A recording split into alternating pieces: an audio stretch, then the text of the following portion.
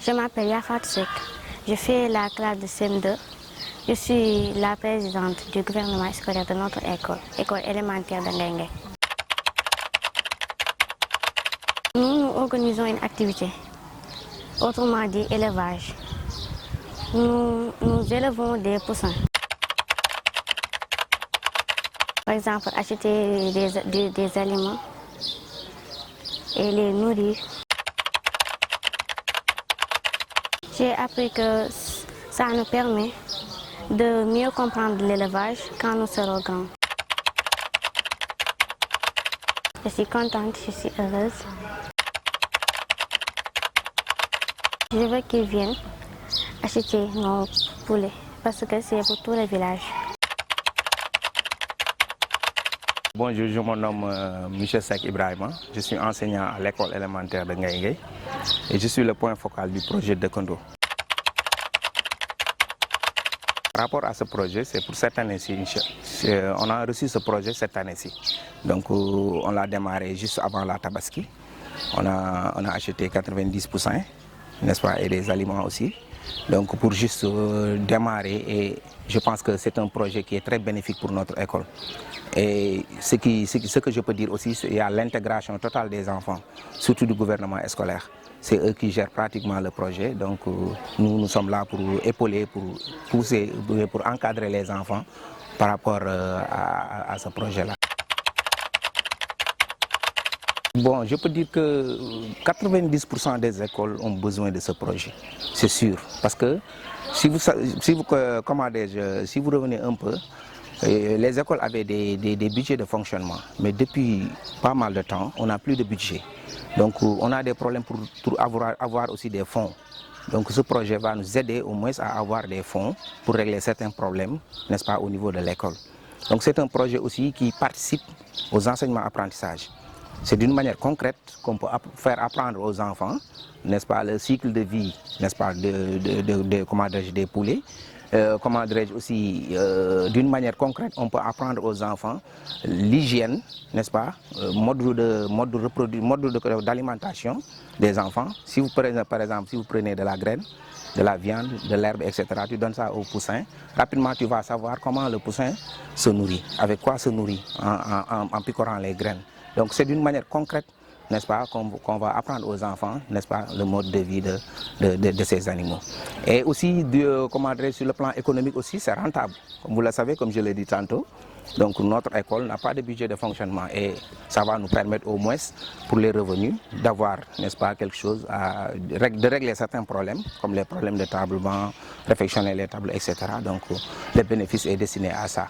Donc ça va aider aussi le CGE d'avoir quelque chose dans leur caisse. Par rapport à la gestion quotidienne, c'est l'eau qui pose problème. Donc, parce que là-bas, on n'a pas d'eau, les élèves puisent ici l'eau et amènent les bidons là-bas, c'est leur seule tâche. Donc, si vous savez, parce que nous n'avons pas l'habitude d'élever des poussins, c'est la première fois. Nous ne maîtrisons pas beaucoup de choses par rapport à l'élevage des poussins.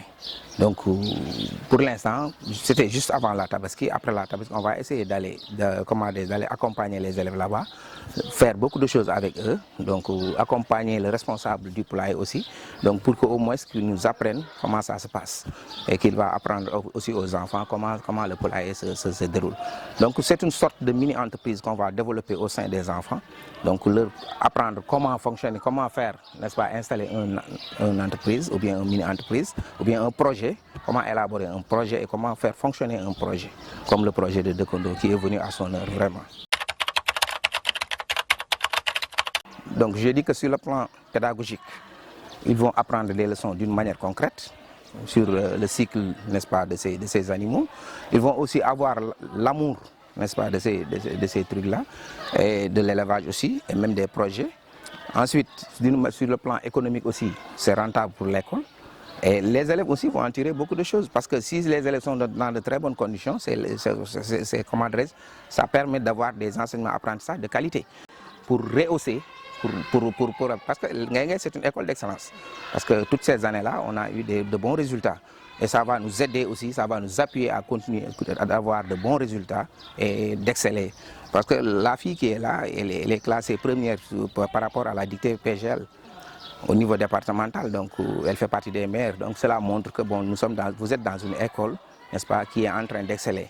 Et je pense que bon, avec le projet là, ça va continuer. Et on va essayer de faire tout pour pérenniser ce projet. Continuer à avoir des bénéfices rentables, pérenniser jusqu'à avoir un projet de 1 million peut-être.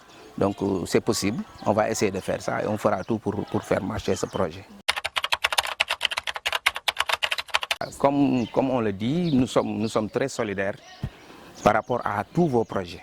Je ne sais pas, et nous félicitons aussi Dekondo et FIPS, nous les félicitons parce que c'est ça.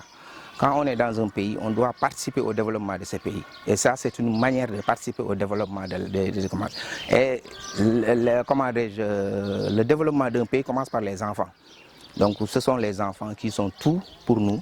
Et vraiment, nous sommes là pour les encadrer. Et par rapport à ce projet, je pense qu'un jour viendra. Vous viendrez à Nguengue et vous allez dire que c'est Nguengue qui a pris le dessus de... Et ce que j'aimerais beaucoup aussi, c'est que ça soit au moins généralisé. Par exemple, augmenter le nombre d'écoles. Parce que beaucoup d'écoles, 90%, je dis que des écoles ont besoin de ça. C'est sûr, parce que c'est un moyen, c'est un projet qui va leur aider à avoir des ressources économiques. C'est un moyen, au moins, et il y a un point très important que je n'ai pas dit. C'est la socialisation entre la communauté et l'école. Parce qu'au moment des ventes, là, il y aura une communion. Il y aura ce qu'on appelle un partage d'idées. On partage beaucoup de choses au moment des ventes. Donc, c'est à ce moment-là que la communauté va partager directement avec l'équipe pédagogique. C'est comme les moments de porte-journée ouverte, là où on donne les bulletins, etc.